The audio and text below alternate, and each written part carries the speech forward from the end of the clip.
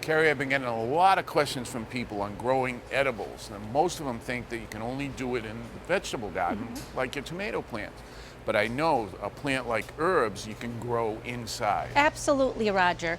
Herbs have been used by humans for centuries. They've been used for dyes, medicinal purposes, in addition to culinary. And look how beautiful they are, Roger. All different colors. It looks beautiful. Beautiful. Most people aren't used to getting their herbs in a container, though. They go to the store and they buy it dried out in a jar like this, or they buy fresh ones in single-use packets like this. You can, Roger. This is great, but you're going to buy this once a week when you need mint. Why not grow your own and have fresh mint in your house? Roger, try this. Delicious. I know, it's lovely. Right here, the Mediterranean herbs, we have some thyme, rosemary, oregano, nice and fresh in your kitchen. Why not try some fresh basil in your caprese salad? Parsley freshens any dish. And don't forget chives, nice subtle onion flavor. Don't blame me for this one. This came from a viewer like this. He said, bought it 3 or 4 weeks ago and it was beautiful. And then this happened. I bet it was good 3 or 4 weeks ago. First of all, Roger, we have to take it out of this plastic sleeve. Great hint. I know. And look at the airspace between the roots and the container. Right, that gap between the soil and the container. The root ball has shrunk because he didn't water it enough. Just got way too dry. In a plant like this, all the herbs need to be in full sun. And when you buy a plant in a 4-inch pot, I suggest you put it up into at least a 6-inch pot. Give it room to grow. That's right. Now, I know you can grow herbs from seed. You can, but it's a little bit more difficult. It takes a week or so to germinate, then you have another few weeks before you can even harvest. For under $5, Roger, why not buy a nice fresh herb? Great investment. So let's show you how you do this. You want nice porous soil when you're planting herbs. They need very, very good drainage. Most people kill their herbs with too much water. So we've got a nice soil here with compost and a lot of perlite in here. Take this herb right out of this pot. I'll just tease these roots out a little bit. Pop it in. Let's get that out of the way.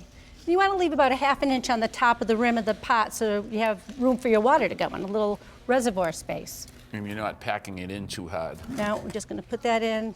So we want the water to flow. Well, that looks good, Roger. So now we need to water it in thoroughly. And I recommend occasionally in the house you want to put a little bit of organic fertilizer in your water. Just a little touch in there. Always follow the directions. Always follow the directions, that's right. Okay, and then we're going to water it thoroughly. That water should come right out the bottom, then you know you have very good drainage. There, how's that look? Looks great. Herbs can also be grouped together in one pot. What do we need to think about there? So you want to think about putting the plants together that have the same requirements. For instance, the chives, the parsley, and the tarragon all want about 6 hours of sun. And you never want these plants to dry out. But rosemary, thyme, oregano, and sage, for instance, do well together. They all need a minimum of 6 to 8 hours of the sun, and they can dry out a little bit between waterings. And this mint wants to be planted by itself because it'll spread and take over anything else that's in the container. These herbs are really beautiful. They really are. So, Roger, let's talk about harvesting. Okay, first of all, you want your herbs to be around 6 inches tall before you start harvesting. The basil, for instance, I would come right in here on the stem, pinch this top right off, then these little leaflets will grow and bush out.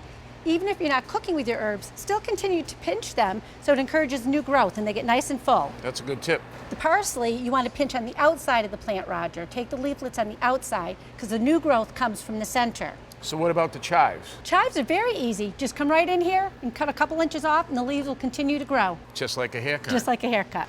One of the biggest challenges of growing herbs or any plant inside is the amount of sunlight they need. That's right. Some of these herbs really need about 8 hours of direct sunlight. And in the winter months, you may not have that. So you can always supplement with a grow light. You could mount something like this underneath your kitchen cabinets, 5 to 12 inches above the herbs. An hour of sunlight is equivalent to 2 hours of a grow light. And we can take these containers right out in the summertime? Absolutely. Acclimate them, slowly move them outside into the sunlight. And in the fall, you could bring them in. Just reverse that acclimation, put them in the shade a little bit before you bring them into the house.